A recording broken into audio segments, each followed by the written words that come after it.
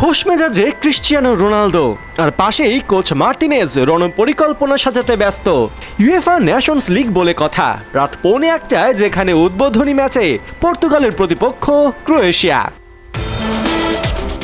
পর্তুগালের কথা মানেই তার 90 রোনালদোময়। নেশনস লিগের প্রথম ম্যাচেও যার জন্য অপেক্ষা করছে রেকর্ড, আর একটা গোল পেলেই ক্লাব আর জাতীয় দল মিলে 900 গোলের মাইলফলক স্পর্শ করবেন CR7।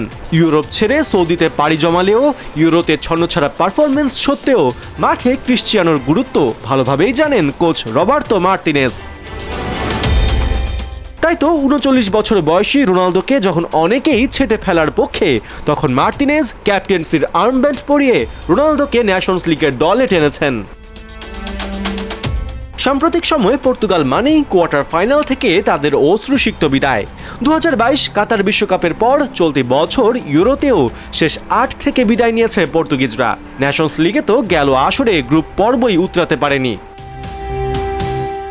অন্যদিকে ক্রোয়েশিয়াকে ফুটবলের চোকার্স বললেও ভুল হয় না। শিরোপার কাছে গিয়েও তা জিততে না পারা তাদের চরম নিয়তি। 2018 বিশ্বকাপে রানার্স আপ, 2022 বিশ্বকাপে থার্ড, আর 2023 নেশনস লিগে ফের রানার্স আপ হয় ক্রোয়েটরা।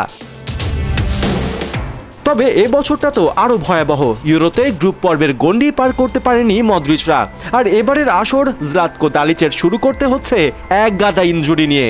লুভ্রো মাইয়ে, জোসিফ স্ট্যানিসিচ, মার্টিন আর্লিচ তিনজনেই চোটের জন্য মিস করবেন পর্তুগাল ম্যাচ, থাকবেন না পরেরটাতেও।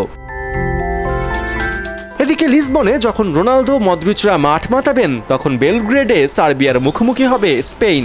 সেই স্পেন যারা গেল বছর নেশনস লিগ জিতেছে আর এবছর হাতে তুলেছে ইউরো ট্রফি। পরিসংখ্যান বলছে হেসে খেলেই ম্যাচ জিতে নেবে ইউরো চ্যাম্পিয়নরা, কেননা ইতিহাসে 3 বারের মুখোমুখিতে কখনো সার্বিয়ার কাছে হারেনি স্পেন। এক জয়ের বিপরীতে তাদের আছে 2 ড্র।